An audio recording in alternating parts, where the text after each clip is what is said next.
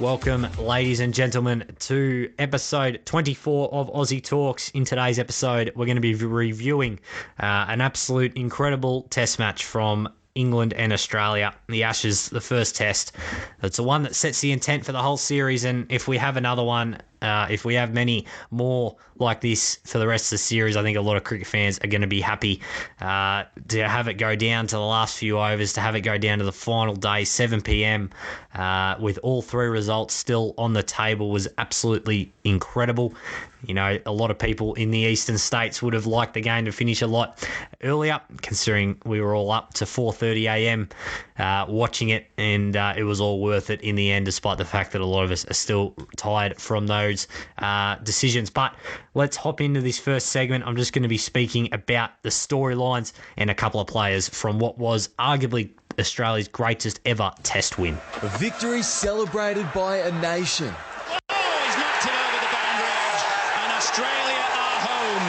That is some audio right there. I've got a feeling that is going to be very iconic in Australian cricket folklore for a very long time, with Pat Cummins hitting the winning runs off Ollie Robinson as well. Is just that extra cherry on top. Also with Harry Brook not being able to save it as well. So couldn't have scripted it much better there. But these are the test matches that Australia have not won. We historically have not won many test matches where all three results are on the table, coming down to the last few overs of a test match, or the last day, or whatever it may be. You know, some ones that spring to mind, of course, is 2019 when Stokes did his brilliance. The Gabba 2021 when India shocked the world with their third, or with their C team, as has been said. 2005 is well documented, and even before that, you know, or even 2015, Trent Bridge, 14 runs we lost by to England, and when we lost that Ashes series, and going back to the 90s, you know, with the West Indian series where we lost by 1 run and all that sort of stuff. So we historically have not won many of these test matches, and, you know, the people that stayed up to watch it, and even those who watched the highlights or got up early the next morning and watched the last few overs, this is something that you're going to remember. This is why we watch sport, and this is why I think England Ashes series hold a bit more meaning with them being in England. It's that, you know, not watching it during the day, it's watching it at night, it's staying up, it's that pride for your team, it's the adrenaline you get. And for Australia to win at 4:30 a.m. On Wednesday morning, is just something that everyone who watched it, they'll remember where they were when this happened, and hopefully sets the intent for what's going to be an incredible Ashes series. If the first test is like this, imagine what the next 4 could be. So I'm just going to look at a few storylines for what was a test match that England were ahead of for over 4.5 days. The only time Australia were really ahead was the 20-minute passage where they got Crawley and Duckett out after the rain delay on day 3, and then maybe when the runs to get were in single digits. You know, England, they've just found a way to lose this test. Australia had no right to win it, plain and simple. England, you could argue, were probably the better team. But I don't know whether it was just heart, strategy, luck, guts, probably a combination of all of them. But for what Australia did to get this win, and Captain Pat's performance with the bat, along with Nathan Lyon in that clutch moments, is something that was not expected and something that was incredible. But I want to look at a few storylines that have come out of this test. So I don't know who on the England cricket board decided to pick Moeen Ali when he hasn't played test match for over 2 years, because he's retired. He also has retired more times than Tom Brady, so take his retirement speeches with a handful of salt. But he bowled 35 overs in the first innings of utter pus and got rid of all the skin on his spinning finger, because he's been playing IPL. You know, it's one thing to bowl 4 overs in T20, it's another bowl 35 and be out in the field for over 100 overs. So surely there's a better spinner. He bowled maybe a dozen good balls for the whole match. One of them was a beauty to Travis Head in the second innings, fair play, but in that over he bowled 2 full tosses already. So, you know, the bloke is past his prime. He can't bat against Australia. He never has been able to. He's never bowled good against Australia. You know, his average is above 60 against Australia, and it's above 30 in normal test matches. So I don't understand it, to be honest with you. You know, Joe Root, who was a part-time offie, it was a better spinner than Moeen Ali. You know, that sort of shows where England are at from a spinning bowl perspective. And touching on Root, you know, he created chances for Carey, took an absolute beauty on his third attempt when Carey whacked it straight back to him. But one thing that I don't think is talked about enough in the media is that Root bowled one too many overs. They could have taken the new ball. They kept Joe Root on. Pat Cummins went 6, 6, and 2. He got 14 off the over, and it sort of changed the momentum of the game. It gave Australia a small sniff. I think going into the over, we needed 53 to win. Still, it got it down to under 40. And that having that just gave us, okay, we can actually win this. We haven't gone into our shell to try and play for a draw or anything. So if Root hadn't have bowled that extra over, I think England potentially win, just from the fact that 14 runs or whatever it was off that over was so huge in this type of a game. So Stokes' captaincy is another storyline. It got talked about. Apparently it was the best ever captaincy. No one else in the history of cricket has thought about bowling short stuff to the tail enders in the first innings and getting them all out. No one's thought about it. It's the England captaincy. It's the umbrella field. He's the best of all time. Now, I am not saying that Ben Stokes is not a great captain. What he's done for England cricket over the last 18 months has brought them back from the depths of despair. Their last Ashes series was a disgrace. They say Stuart Broad said the series was voided. They should have just voided it and not shown up, because that was an utter disgrace. I've never seen a worse England team in my life. So what he's been able to do from a strategical point of view and also from his performances has been huge from English cricket, and I accept that. And I like Ben Stokes as a player. He's a big-time player. He rocks up in big moments. He does incredible things, but he made a few mistakes with his strategy. I'm sorry, declaring on day one when you're 398. It's not like you had Ollie Robinson and James Anderson in. You had Joe Root, who was 118 not out. How much would an extra 30 or 40 runs have counted? And everyone says, but the result, down the end of the game, Australia wouldn't have, had the chance to win, and, England wouldn't have been as aggressive. No. You play a test match to win. You don't play a test match for drama. You do not declare in that situation if you've still got an in batsman. If it had have been that, okay, there was 7 down, Joe Root went out, and you had Stuart Broad and Ollie Robinson bowling, and you had a chance to get 5 overs into the Australian Opens, it's a great decision. But with Joe Root still in, I still didn't understand it, and it's a decision that, in the end, did contribute to England's loss. Another thing for Ben Stokes, his field decisions when Australia needed less than 20 to win bewildered me. We needed, I think it was actually 7 to win, and he had 5 blokes on the fence. You have a few people on the fence.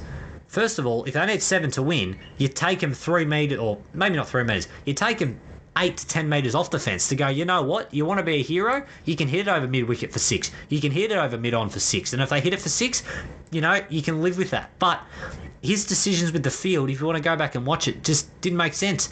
Pat Cummins and Nathan Lyon just batted smart and didn't take risks. It was smart cricket. It was, tilt the bat. It was step across, get 1s and 2s. Sure, there were boundaries and a couple of 6s in the run chase, but it was just smart batting, because Ben Stokes gave up way too many runs on singles and 2s, is what Pat Cummins did with his strategy in the first and second innings, especially early on, when we had fielders on the fence and deep point and a deep mid-wicket in the first over. That'll be swept under the carpet, that terrible strategy and un-Australian type strategy, because we won.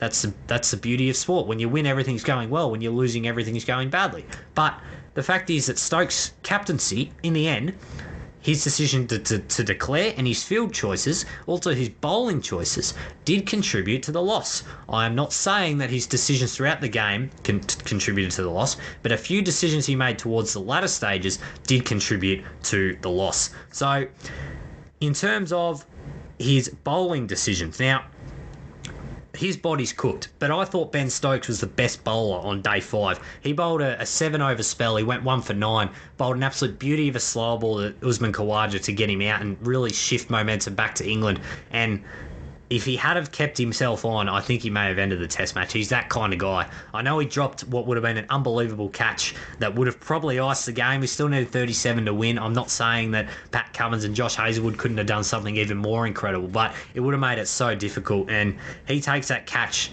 England win, and, he may have dropped the Ashes, but that'd be incredibly harsh. It's only the second time he hasn't done something unbelievable in a big moment. There's so many times he's done it. The only times he hasn't was this drop catch in the 2016 T20 final. So, He is an unbelievable player. He steps up in the biggest moments. It's a shame his body is not good enough to be able to bowl spells because his bowling is incredibly underrated. A thing that also hasn't really been talked about was England's no ball count. 23 no balls. Stuart Broad bowled like 15 or 16 of them. That's the game. And the great cricketer said it a couple of weeks ago in the World Test Championship when Pat Cummins got 2 wickets off no balls. It's for all you quicks in the nets when you're in your clubs or you're in your subbies or you're in your nets training and you think you're funny and smart to be bowling 4 metres or not quite 4 metres, sorry, 1.5 metres in front of the line, comes back to bite you.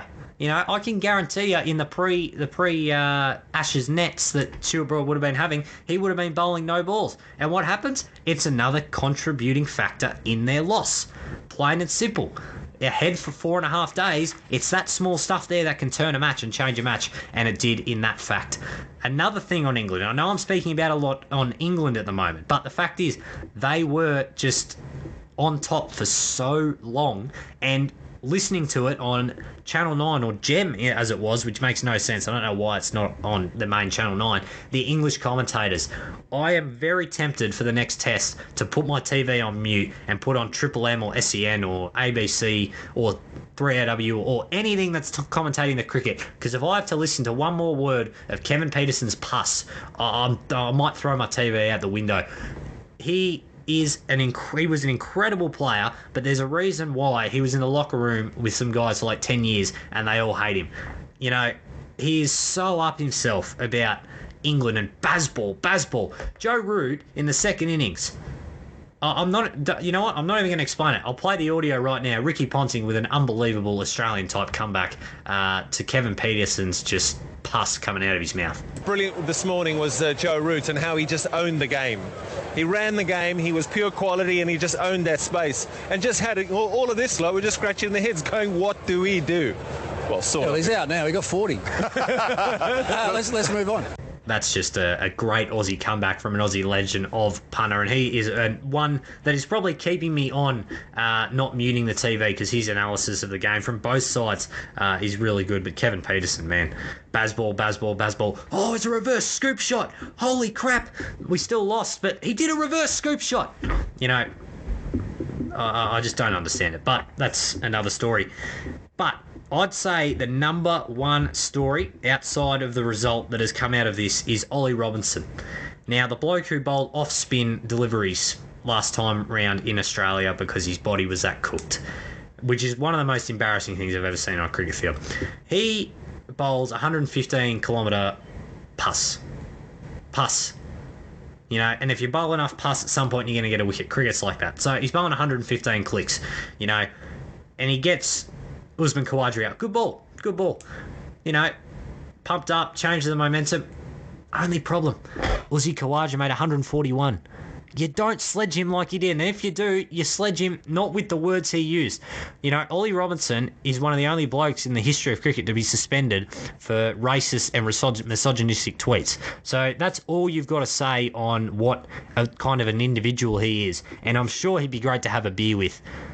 I'm just kidding. The bloke's an absolute spud. And, I'll play some audio right here from Billy Brownless, who gives his thoughts of Ollie Robinson. And if I use this language, I thought I'd be maybe in a little bit of trouble. Ollie Robinson, give me a spell!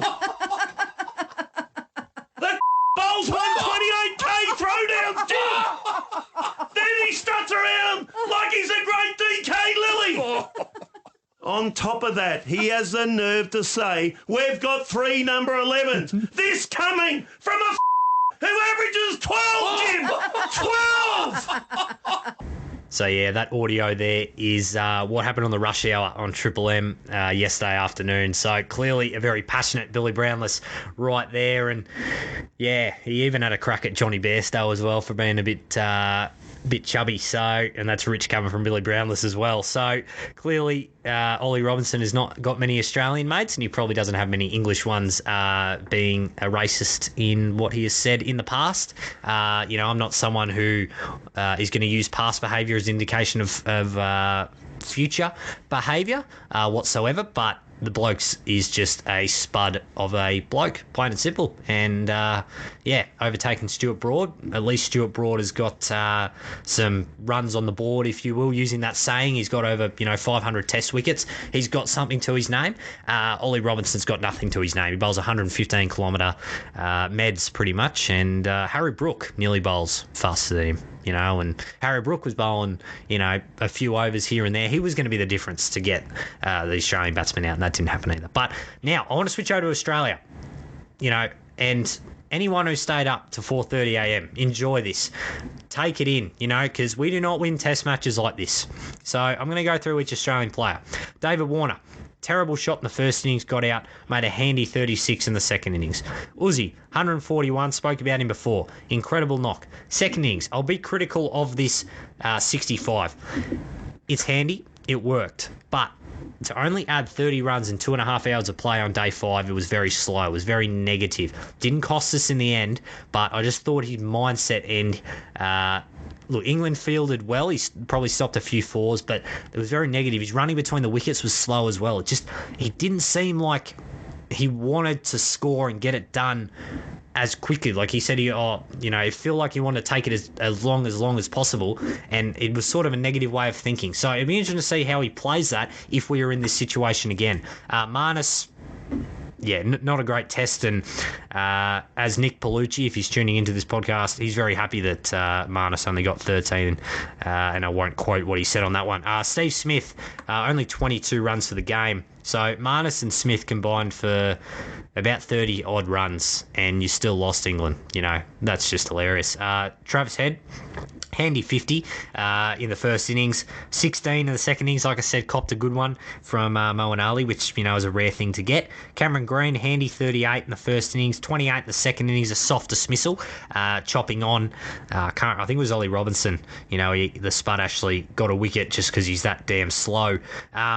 He also got a wicket as well. I think Cameron Green got underutilised in both innings, but that being said, the pitch was just an utter disgrace, and we'll see what they do with the pitches for the next 4. Hopefully they've got a bit of life in them, because it was like playing on a road, and that's not what you want to see. Even when you've got the England bowlers complaining about it, that's not what you want to see.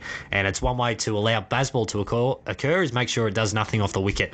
But we'll see what happens at Lords. Traditionally, there's a bit more grass on the wicket at Lords and a bit more bounce, so we'll see what happens with that. Carey had one of the best wicket-keeping performances of a keeper, full stop. He had 9 dismissals, I think it was 3 stumpings and 6 catches or something like that. Had a great and handy 66 in the first innings that he stayed with Uzi and was allowed Australia to get close to that score of England, which should have been much higher, as I touched on before they declared. He got 20 in the second innings. He went down fighting, though. So when he got out, I got a few messages from some of my mates saying, he's done that 2 times already. What's he thinking? From my point of view, I don't mind him going out that way when you still got 70 to win and you're trying to go for it. It's not like he tried some reverse switch it. That ball was there to hit. He went, tried to hit it straight back over his head. Just didn't quite weight enough on it. He got to the pitch of it too quickly, and it was a great catch. I'd rather him go at that like that than a chopped on dismissal like Cameron Green. So he tried to win us the game, Kerry, tried to keep us in it. In the end, didn't cost us, so I actually prefer getting out like that than as opposed to chopping on. Cummins. Well, what more can I actually say? I'm running out of words to explain this performance from the captain. 44 not out in the second innings. I think I saw a stat that it's the largest ever total from a number 9 in chasing history or something, in a successful chase ever or something like that. So what he did, and it was simple batting. It wasn't crazy batting. It wasn't switch hits. It wasn't luck. It was smart batting. It was taking the 1s and 2s. It was working the ball around, and it was just, he looked like he was having fun doing it. He was relaxed. It was one of the better innings you will ever see. That 44, we could have chased down an extra 20 runs with those 2. They were just going so well, both Lyon and Cummins. Cummins, 4 wickets in the second innings, did incredibly well. I thought his tactics is still flawed, with Bazball putting everyone on the fence in like the first over. But like I said, when you're winning, that stuff gets swept under the carpet. Nathan Lyon. Now, sorry, before I touch on Lyon, Bowl and Hazelwood, these are the 3 number 11s according to Ollie Robinson. That's like, we get Cummins out, the 3 number 11s. Now, Nathan Lyon, 16 not out. Huge. The most important 16 he'll ever make in his life. That shot that he played to hit Stuart Broad for 4 was an absolute beauty. You know, he hit it over mid-on, 1 bounce 4. You know, I think it got it down to 7 runs to win or something like that. And at that point, I think everyone in Australia's like, believed. Like, we always thought when we were chasing that it was too much to chase down. But after that, it's like, far out, we can do this. So what he was able to do as Gazball was absolutely sensational. Scotty Boland, 20 as a night watchman. That is absolutely huge. You know, if he goes out on day 4 there and they either have to send in another night watchman or Travis Head comes out, that's changed the game. You know, he got through that night and then came out the next day and scored a few runs. It's huge. It's the most important 20 he'll make, and it's a huge night watchman innings. He did his job. Got whacked around a bit. You know, over 6 economy rate in the first innings. He may be one that, unfortunately, could get dropped for Stark at Lords if they go with any changes. And Hazelwood bowled pretty well. I thought he was underutilised in the second innings. And obviously didn't get a chance to bat in that second innings as he wasn't required. But that's the breakdown of the Australian team. It was just a very incredible win. Like, I'm running out of words to use because you look at the 2 scorecards and you've got a bit more of a balance in Australia than you do for England. Of course, Root did what he did, and a few guys got some starts here and there. And even in the second innings, there was a lot of starts, you know, but it took someone to step up, and that was Pat Cummins. He stepped up and said, nah, stuff this. I'm the captain. I'm going to come out with a captain's knock, you know, as a bowler. And what he did has won over the Australian public. Is also, there's a lot of people that probably don't like him because of maybe some things he said about, you know, as the climate change or whatever like this and all that. But regardless of that, he has won over the Australian public with this innings. Obviously, he's been through a lot over the last 12 months. It's an incredible moment for him, and hopefully basically gets us off to a great start for what should be an incredible Ashes series and one that could break a drought of 22 years, but we shall see. Well, that is all for episode 24 of Aussie Talks. All my thoughts were covered in there. I've covered a few topics from the Instagram poll that a few of people put out about the wicket-keeping situation. Should it be Folkes? Should it be Bairstow? Of course, I reckon it should be Folkes because Bairstow can't catch a cold. And also the fact that Australia won with Warner, Marnus and Smith getting, 60 runs between them. So a lot of positives to take out for Australia. A lot of learning experiences for England. Don't declare on day one. I don't know if a team has ever declared on day one and lost. That is just setting new records, and it's just the typical England way. So thank you all for tuning in. The second test kicks off in, I believe, 8 days or something like that. It'll be interesting to see what they do with selection. But a 1-0 series win or 1-0 start for Australia in what should be a thrilling Ashes contest. And we'll see what happens come 8 days' time. But thank you very much for tuning in, and I'll see you next time on Aussie Talks.